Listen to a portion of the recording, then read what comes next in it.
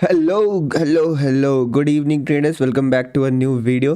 Traders, देख लेते हैं कल बजट के दिन में क्या एग्जैक्टली होने वाला है और कैसे हमें बजट को प्लान करना है। कल बजट है हमारे मार्केट्स के लिए one of the biggest day of year, मतलब one of the biggest event है हमारे लिए। तो इस इवेंट को प्ले करते समय आपको ये ध्यान रखना ज़रूरी है कि मार्केट टेक्निकल से ज़्यादा कल न्यूज़ को फॉलो करने वाला है। तो इसीलिए जब तक बजट ओवर नहीं हो जाता है तब तक ऐसा एक्सपेक्टेशन रहता है कि मार्केट साइडवेज रहता है या फिर मार्केट में थोड़ी सी वोलेटिलिटी रहती है बेस्ड ऑन उनके स्पीच में जो वर्ड्स वगैरह यूज़ किए जा रहे हैं कि वो किस तरीके के वर्ड्स यूज़ कर रहे हैं, मार्केट को लेकर कोई चीज़ें हैं या नहीं। तो उसके बेसिस पे मार्केट साइडवेज रहेगा, नहीं तो कोई वोलेटिलिटी स्पाइक्स आ जाते हैं। जनरली बजट 1 या 2 बजे तक चलता है डिपेंडिंग अपॉन कि बजट कितना बड़ा होने वाला है। तो जब तक बजट रहेगा तब तक मार्केट में ऐसा ही कुछ मोमेंटम होने वाला है हमें, यानी बेसिकली हम ये प्रेडिक्ट नहीं कर पाएंगे कि नेक्स्ट कैंडल क्या बनेगी बेस्ड ऑन टेक्निकल एनालिसिस। अगर किसी ट्रेंड लाइन का ब्रेकआउट आपको लग रहा है, हो सकता है ब्रेकआउट में ग्रीन कैंडल बने और जो हमारी फाइनेंस मिनिस्टर उनके अगले कुछ मिनट्स में कोई नेगेटिव स्पीच रहे तो अगली एक इतनी बड़ी रेड कैंडल भी बनती हुई आपको दिख सकती है। इसे सरप्राइज नहीं होना है। तो कल न्यूज़ को प्ले करने वाले लोगों के लिए ये जानना ज़रूरी है कि मार्केट में वोलेटिलिटी बहुत रहेगी और इस वोलेटिलिटी को कैसे हैंडल करना है उसका एक तरीका मैं आपको बताऊंगा अभी थोड़ी देर में।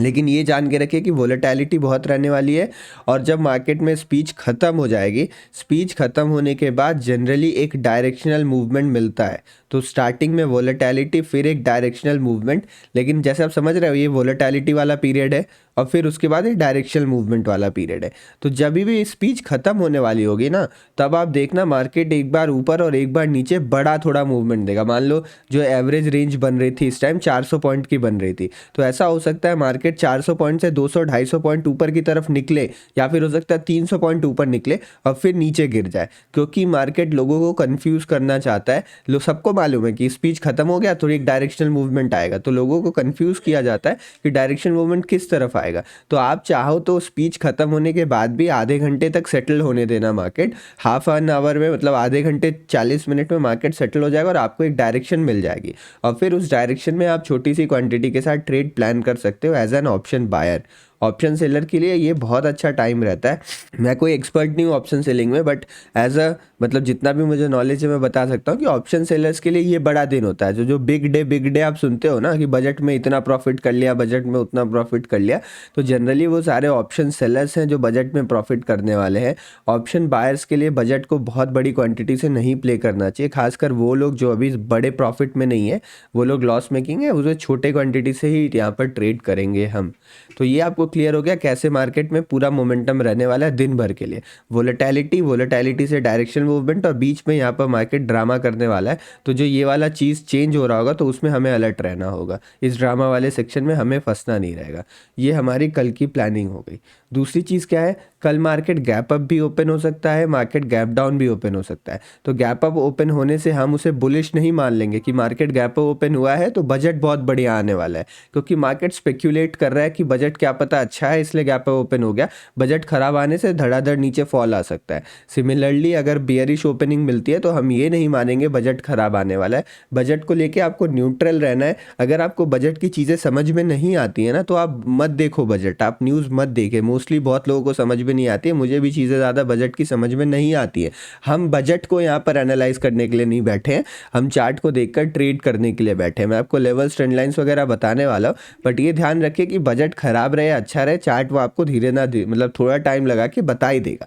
अगर आप न्यूज़ के बेसिस पर ये जानना चाहोगे कि अच्छा न्यूज़ में ये बात कह दी है नेगेटिव है, चलो सेल कर देता हूँ, तो भी आप ट्रैप हो सकते हो। तो केवल न्यूज़ के बेसिस पे सेलिंग या बाइंग का डिसीजन मत लीजिएगा। न्यूज़ मतलब उनके स्पीच के बेसिस पर बाइंग या सेलिंग का डिसीजन मत लीजिएगा। हम इतने बड़े एनालिस्ट नहीं है कि हम उसका जो इम्पैक्ट है वो मार्केट में समझ पाए। जो जिनका काम है स्पीच को एनालाइज करके पोजीशन बनाना, वो बिग प्लेयर्स है। तो अगर बिग प्लेयर्स जो करेंगे वो हमें चार्ट खुद बता देगा, सिंपल हमारी कैंडल स्टिक की भाषा में। तो हम उस भाषा को समझते हैं, हम उनकी स्पीच वाली भाषा को ज़्यादा अच्छे से नहीं समझते। और अगर आप अपने आप को एक्सपर्ट एनालिस्ट मानते हो तो आप उनके न्यूज़ के बेसिस पर भी ट्रेड कर सकते हो, वो आपका रिस्क है। मैं पर्सनली अपने आप को एक्सपर्ट नहीं मानता इस चीज़ में, तो मैं चार्ट की भाषा ही रीड करना पसंद करूँगा। ये हो गई हमारी कल के लिए प्लानिंग।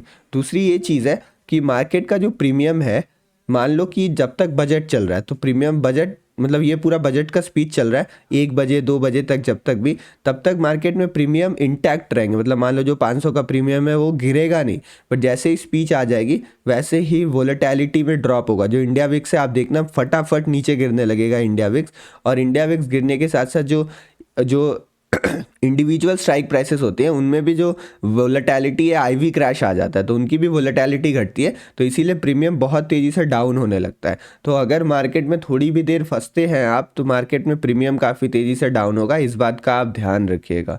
तो मार्केट में प्रीमियम्स भी डाउन होते हैं, आईवी भी क्रैश होता है, और मोस्टली जो नेक्स्ट थर्सडे रहेगी, जो हमारी एक्सपायरी रहेगी, उस दिन प्रीमियम आपको थोड़ा नॉर्मल रेंज में मिलेगा, क्योंकि अब आईवी क्रैश होने के कारण, विक्स डाउन होने के कारण फिर प्रीमियम्स जो है वो स्टेबल होना स्टार्ट हो जाएंगे। तो इन चीज़ों का ध्यान रखिएगा। ये चीज़ें डेली नहीं होती हैं, इवेंट है, इवेंट को प्ले करना है, तो इन बातों का ध्यान रखना पड़ेगा। दोबारा मैं रिपीट करूँ, अगर बिगिनर है तो टेक्निकल एनालिसिस चार्ट का ज़्यादा काम नहीं करने वाला है। तो चार्ट में आपको पूरा क्लियरली बता दे रहा हूँ सारे लेवल्स, बट फिर भी प्लानिंग आप इस तरीके से करेगा कि पैसे गवाए ना, भले ही ना कमाए चलेगा, कल कमा लेंगे, उसके बाद कमा लेंगे, नेक्स्ट डे कमा लेंगे, पूरा साल बचा हुआ कमा लेंगे, ज़रूरी नहीं है कल ही पैसे कमाए जाए। आई होप आप ये समझ रहे होगे। तो देखिए आज क्या हुआ है, बेसिकली कल के रेंज के अंदर ही यहाँ पर मार्केट ने क्लोजिंग कर दी है। हमने क्या डिसाइड किया था कि ये वाला जो पूरा जोन है, ये वाला पूरा जोन हमारे लिए बाइंग जोन है। मार्केट नीचे आता है एक डिप के साथ, डिप के बाद यहाँ पर हैमर लगाता है, और उसके बाद आप देखोगे बहुत ही ज़्यादा स्लोली, बहुत स्लोली ये गया ऊपर की तरफ, रेजिस्टेंस के पास हिट किया, नीचे है, और फिर वी शेप रिकवरी करके ऑलमोस्ट यहीं पर आके इसने क्लोज कर दिया है।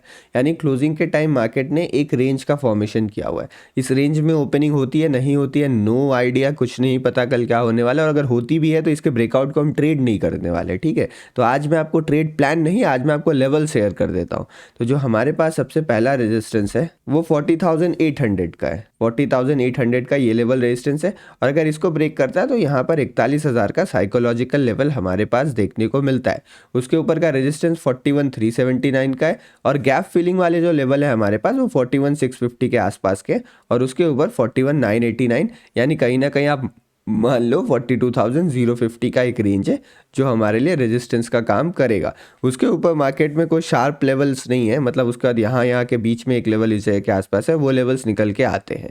नीचे के लिए अगर आप सपोर्ट की बात करोगे तो 40,150, या फिर आप कह लो 40,000 का जो साइकोलॉजिकल लेवल है, ये एज अ सपोर्ट हमारे लिए काम करने वाला है। उसके नीचे के लेवल्स क्या हैं, 39,848, मतलब आप मान लो 39,850 के आसपास के जो लेवल्स हैं, और जो नीचे का हमारे पास सपोर्ट है वो 39,421 या फिर 39,500 के आसपास का जो साइकोलॉजिकल लेवल है हमारे पास, ये नीचे के लिए सपोर्ट का काम करने वाले हैं। बार बार ये मैं बता दे रहा हूँ, लेवल्स ध्यान रखिए, कल लेवल बेस्ड ट्रेडिंग करिए, न्यूज़ बेस्ड ट्रेडिंग करिए, मतलब न्यूज़ को वगैरह जानने समझने की कोशिश करिए।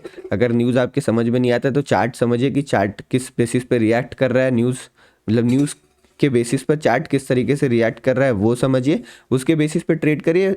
मतलब सिंपल भाषा में मैं ये कह रहा हूँ, बायस मत होइए कि ऊपर ही जाएगा या नीचे भी जाएगा, वो मत करिए, न्यूट्रल रहिए मार्केट को लेकर।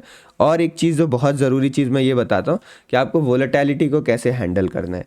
तो वोलेटिलिटी हैंडल करने का तरीका जो मैं इस इवेंट में यूज़ करता हूँ कि मैं यहाँ पर जो भी ट्रेड लूँगा उसमें मैं लॉन्ग टर्म व्यू बना के नहीं बैठूंगा। मान लो अगर बैंक निफ्टी में 500 पॉइंट की रैली आनी होती है किसी इवेंट में, तो मेरा ये टारगेट नहीं रहता है कि मैं पूरे 500 पॉइंट एक ट्रेड में कैप्चर करूं। मेरा ये टारगेट रहता है कि मैं बहुत एग्रेसिव ट्रेलिंग करूंगा। इस बात को आप ध्यान रखना। मैं कैसे प्लान करता हूँ, मैं बहुत ही ज़्यादा एग्रेसिव ट्रेलिंग करता हूँ। एग्रेसिव ट्रेलिंग मतलब आप समझ रहे हो कि मान लो अगर इस रेड कैंडल पे मैंने सेल किया है तो यहाँ पर मेरा सेल करने के बाद यहाँ मेरा स्टॉप लॉस रहेगा। एक रेड कैंडल बनी, मेरा इमीडिएट स्टॉप लॉस इस जगह के आसपास आ जाएगा। अगर ऊपर घूमता है तो मैं तुरंत यहाँ पर अपना स्टॉप लॉस ले लूँगा। तो मेरा क्या है, मैं छोटे छोटे स्टॉप लॉस ले सकता हूँ कल के दिन, बट मैं एग्रेसिव ट्रेल करूँगा, क्योंकि मार्केट में ऐसी ऐसी मूवमेंट्स देखना आम बात है। तो अगर आप यहाँ सेल करते हो और थोड़ा इंतजार कर लेते हो तो प्रॉफिट आपका जीरो हो जाना है। तो थोड़ा भी प्रॉफिट मिलता है उसको लॉक इन करो तुरंत इमीडिएटली। तो जितना ज़्यादा आप प्रॉफिट बुक कर पाओगे, मतलब कल के लिए अगर आप स्कैल्पिंग करते हो, स्कैल्पिंग से ज़्यादा ज़रूरी मोमेंटम ट्रेडिंग है, but momentum trading with aggressive stop loss trailing. तो इस बात का ध्यान रखिएगा, ये कल आपको बहुत हेल्प करेगा क्योंकि मार्केट एक मोमेंटम पकड़ेगा, ज़रूरी नहीं वो मोमेंटम कब पकड़ेगा। तो मान लो कभी आपने पुट में एंटर किया, मार्केट आपको 200 पॉइंट दे रहा है, 200 पॉइंट में अच्छा प्रॉफिट हो रहा होगा, तो ये नहीं कि मैं 1000 पॉइंट पकड़ूंगा, 200 पे लॉक इन करते रहो, 200 में आपको मान लो 120 पॉइंट मिल जाता है तो वेरी गुड। ऊपर निकलने लगता है, ऊपर कोई सेटअप बना तो आप दोबारा ट्रेड ले सकते हो, बट ओवर ट्रेडिंग मत करिएगा। और बिगिनर्स तो कल ट्रेड ना ही करे तो ही सही है, ये उसके लिए बता रहा हूँ जिसको आग से खेलने का शौक है। तो अगर आपको आग से खेलने का शौक है तो कल आप इस तरीके से ट्रेड करना, मेरे हिसाब से ये ज़्यादा सही रहता है तरीका। अगर आप एक बड़ा स्टॉप लॉस लगाओगे, मान लो आपने ट्रेड ले लिया, आपने सोचा प्रॉपर स्टॉप लॉस तो 300 पॉइंट का बैठ रहा है, ये स्टॉप लॉस लगाता हूँ, मार्केट थोड़ा ऊपर जाएगा, 200-250 पॉइंट का प्रॉफिट होगा, फिर गिर जाएगा, तो ये वाले जो मूवमेंट्स है ना, यानी वी शेप मूवमेंट्स पॉसिबल है। अगर नॉर्मल दिन रहेगा तो क्या होगा, ऐसे मूवमेंट्स भी आ सकते हैं, बट कल के दिन वोलेटिलिटी के कारण वी शेप मूवमेंट्स पॉसिबल हैं, तो इसीलिए ध्यान रखिएगा इस चीज़ का। निफ्टी के भी लेवल्स मैं आपको बता देता हूँ। निफ्टी में यहाँ पर एक रेजिस्टेंस है 17,716, मतलब इस लेवल को अगर आप दोगे तो 17,740, तो 17,740 के आसपास का एक रेजिस्टेंस है। इसके ऊपर रेजिस्टेंस है 17,800 का, और उसके बाद यहाँ पर रेजिस्टेंस हमारे पास 17,880 के आसपास का, जो कि गैप फिलिंग का लेवल 17,900 के आसपास आ रहा है। तो 200 पॉइंट की यहाँ पर भी एक रेंज बनती हुई दिख रही है। नीचे के लिए जो सपोर्ट है हमारे पास 17, ये वाला सपोर्ट 17,620 का है, और ये वाला सपोर्ट 17,533 या 17,500 के साइकोलॉजिकल लेवल का है। नीचे के लिए 17,462, 17,462 और 17,405 के लेवल्स हमारे लिए इंपॉर्टेंट रहने वाले हैं। तो आई होप ये वीडियो आपके लिए हेल्पफुल रही होगी। अगर वीडियो पसंद आई हो तो चैनल को लाइक सब्सक्राइब ज़रूर करिएगा। आप अपना फीडबैक नीचे कमेंट सेक्शन में दे सकते हैं। चलिए मिलते हैं नेक्स्ट वीडियो में, धन्यवाद।